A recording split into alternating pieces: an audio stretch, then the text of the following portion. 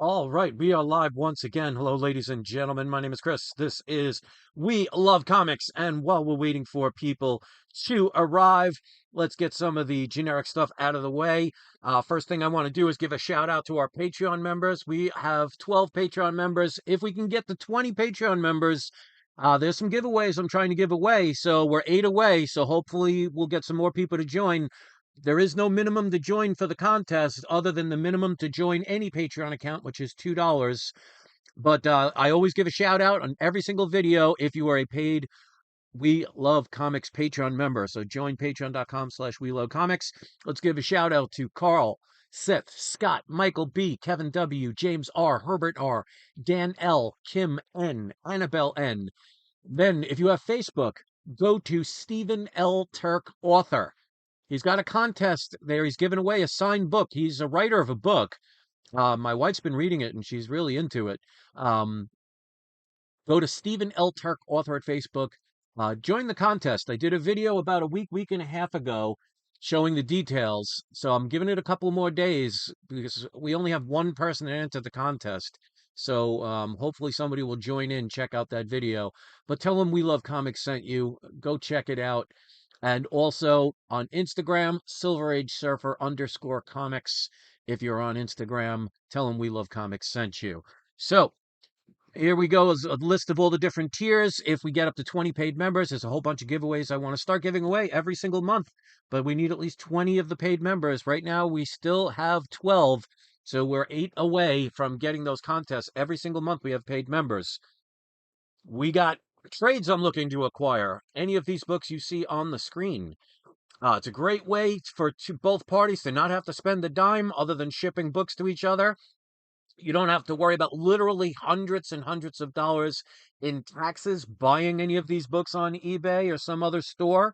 Also, at the end of the year, when you have to do your taxes, you don't have to report this because trades are not taxable. So, lots of ways to save some money and be able to acquire the things that you love. So, if you have any of these books, or if you know anybody that has any of these books, contact me at peacefulfeelings@yahoo.com. Check out the video I did about a month or two ago showing some of the books that I'm willing to trade. If it takes a bunch of them to get one, I have no problem with that as long as it's a fair trade. And anything you see on my shelves, for example, and something that you might have seen in a previous video that wasn't in that video, if you think that's going to help make the trade happen, ask me about it. Worst I can say is that one's not available. But let's show everybody that you can make deals happen. Want to check out my AI art and you want to critique it, positive, negative, or whatever, you can leave that in the comments section. But let's get to the video camera so we can start showing this unboxing. It is a CGC book. Like I've always said, I really don't have an issue with CGC. Well, I mean, I do have an issue in the sense of what's been going on recently and how people are giving it a bypass, but I am not a person that has a problem with buying CGC books. A lot of times, especially if it's something that might have been considered one of the tampered with comics, I mean, I'll crack them open and get them reslabbed if I have to, but I don't think this one's going to be that case because it is a Silver Age key issue, but it's not like a $10,000 book, so I don't think they would have messed with this one. So I already cut the tape to make this easier. I did ask the person if they could mail it in a box, and that's exactly what they did, so good job with that. I always tell people when you, especially on eBay, when you buy on eBay, don't assume a person knows or cares how to ship books properly. If you see the video I did yesterday, I got the dreaded manila envelopes. So, telling people you want like bubble wrap and boxes and stuff like that definitely is something that I would recommend doing. So this person went above and beyond. Always appreciate that. All right, so this is legit. It's exactly what they said it is. It's a nice looking book for the grade. There is, which I knew, a long color breaking crease down the spine. It's almost what you'd call a subscription crease, but it's over to the right a little bit. But this is a book where I only had one copy, but when I moved, I ended up selling it. So I don't have any copies, but now I do. And this was a newly listed buy it now and didn't have a best offer. But I thought for the price of this, I thought it was definitely worth jumping on. And I'd love to hear your opinion of what you would have paid for this book as the maximum amount. So this is a CGC book. I'll show the back really quick. They put it in a Mylar bag. Always appreciate that. But this looks pretty darn good for the grade that it's got. But let's show the comic. So we got Detective Comics, issue number 359, first appearance of Batgirl. Love this cover. Like I said, I only had one copy of this book, but I had to sell it when I was moving. But after a couple years, I finally got one back. So this is a CGC 3.0. Now, like I said, it does have a color break increase all the way down, but it's like right here, not in the middle. Not that it matters, but usually subscription creases tend to be in the center. It's got some stuffage along the spine, but not anything major. There is some color loss, but not major. I don't know. This might be a book I might consider cracking open at one point. I don't know if it's worth it or not. But overall, I find, in my opinion, CGC tends to downgrade lower graded books to the point where it just doesn't, it seems like it's too low. But, there's only one way to doubt. But you can see the back looks pretty darn good. No coupons cut, no writing. I mean, it's off-white. Dry cleaning could absolutely help this book. But with that subscription crease, if everything else was perfect, the highest this could get it would be a 5.0. So, but I mean, if I cracked this open and it got a 3.5 or a 4, yeah, that's a nice little bump. But we'll see. I don't know. I'll have to think about it. But it is a CGC book. It has off-white to white pages. And before I mention the price, because I always do that, I want to make sure my viewers have a idea of what you can get books for. Keep in mind, I tend to find a lot of deals, so there's no guarantee that the prices I pay are what you're going to get, but at least you know they're out there. So like I said, this was a newly listed book, did not have a best offer. It was a buy it now price. So if you're in the live chat or you're watching this later, if you want to pause it and put in the comment section what you would have paid, what would be the highest amount that you would have purchased this book for? You could put it in the live chat if you're watching now live, or you could put it by pausing the video and putting it in the comments section. So again, it's a 3.0. It's the first appearance of Batgirl. I love the fact that I don't really love the fact that the Batgirl movie was bad, or the TV show. I wish they would do like what they did with Deadpool Wolverine and actually give the fans what they want. But the good thing about situations like that is people that are investors and speculators that don't really know anything about comics and just do it for the speculation, they tend to panic sell in situations like that. And that's, to me, a buying opportunity. So I got this at a pretty decent price. So right now, James Logan said he would pay $300 for this book. And what I paid, it was a buy it now for $299.99. So you're only a penny off. So with shipping and handling and taxes, because, like I say, eBay charges taxes, it came out to $335.96. So at 300, you would have probably paid 336 after taxes and shipping. So I think for that price for this book, I really think that's a pretty decent deal. Now, normally when I see a newly listed book at a buy it now, I'll tend to, even if they don't have a best offer, I'll contact them. But I figured at that price, it was worth it at that price, in my opinion. So I didn't bother, because sometimes if you try and get too low of a deal, by the time you message them and by the time they respond, somebody else may have already bought it. So I thought at that price, it wasn't worth taking the chance on. Now, I mean, I could have got $50 cheaper or something, but if I did it and somebody else bought it, now I lose out. So I thought it was right around the comfortable range where I thought buying it now was probably the wise decision to do. And like I said, most people, when a TV show or a movie is bad for a superhero or a villain's character, the books tend to drop and then people are afraid to buy them. Remember, ladies and gentlemen, when you're collecting or investing in anything, it's buy low and sell high. So when prices drop because of a bad TV show or a bad movie, that's the time to buy. Unless it's some generic comic or a one-shot thing like, Captain America lifting up Thor's hammer. To me, then it doesn't really matter unless you love the book. But I think for $300, and like I said, with shipping and handling and taxes, it came out to 335.96 for a CGC 3.0. And again, I really don't have to worry about this one being a switched book because, this isn't a $12,000 book. This isn't a $1,000 book. It's not a 9.0 or something. So the chances of somebody taking a book out for this book, I mean, it's not 0%, but I would say probably 0.5%. So that is the book. I'm really happy with that price. James Logan said he'd basically pay the same price that I did. James says, if I see a comic in eBay that I like, I offer 35% less to hope get 20 to 10%. Yeah, normally I do too. But if a book is at a certain price where most people would buy it,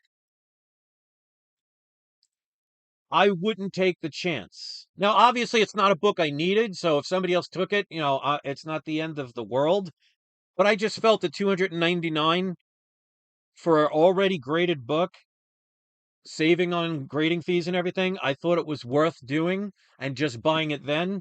Because I just had a feeling that, keep in mind, if you send a message to somebody, they may be at work and may not see it for a whole day. I've had people where I send an offer and it takes them a day or two before they even respond. When I got my Journey into Mystery 83, it actually took 2 weeks of the person relisting for them to even respond to my offers. So, some eBay sellers are just, I don't know, not the best at customer service. So I just thought for that price, I thought it was a decent price. And I just thought that somebody else would snatch it up. So I decided I'd be the one that did it. So I didn't overpay, I didn't underpay. I probably paid about what the current value is. But remember, like I said, I bought this based on the fact that the Batgirl TV show was so horrible that it really ruined the prices of these books for a while. But that's just temporary. That's the time to buy. Those are the times to pounce. And like I said, I love this cover. The first appearance of Batgirl is an iconic book. And to pay that price for a 3.0 that's already graded, you know, to me, I was happy. Somebody else may think differently, and that's perfectly fine. There is no wrong way to collect, especially if it's stuff that you love. So that's my story, and I'm sticking to it. I want to thank everybody, and I'll do my surprise subscriber shout outs. But if you see what I just posted in the live chat, I do have a store where among other things, I do also sell like homemade soaps and pyramids and stuff like that.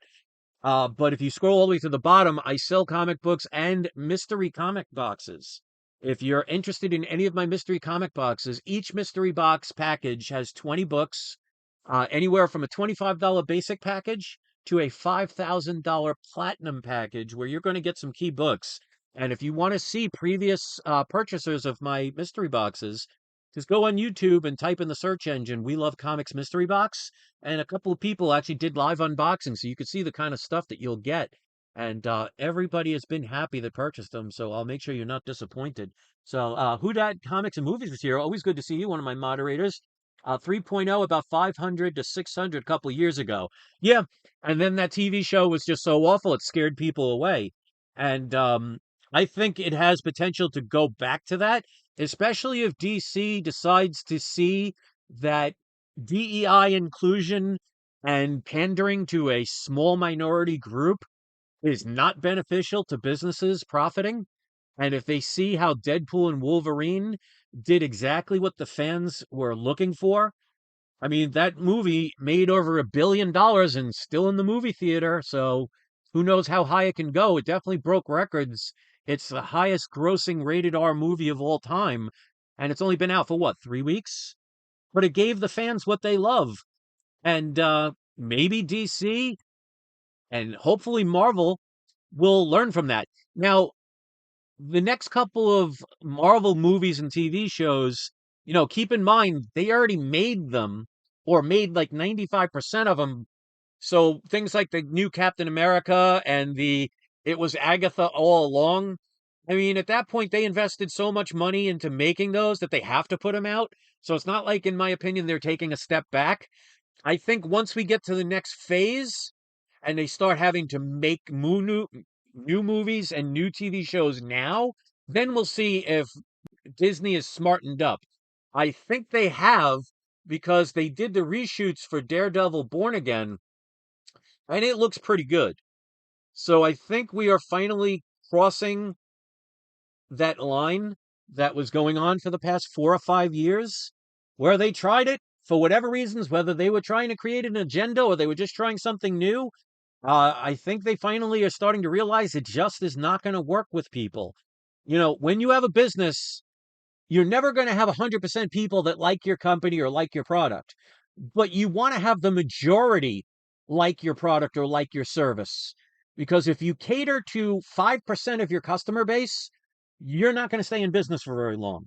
And even companies like Disney and bigger corporations are not immune to so many losses, where it starts affecting their stocks, starts affecting their income, starts affecting, like, for example, the Disney amusement parks. I will not go to a Disney amusement park, and I live in Florida, and I can get a Florida discount rate.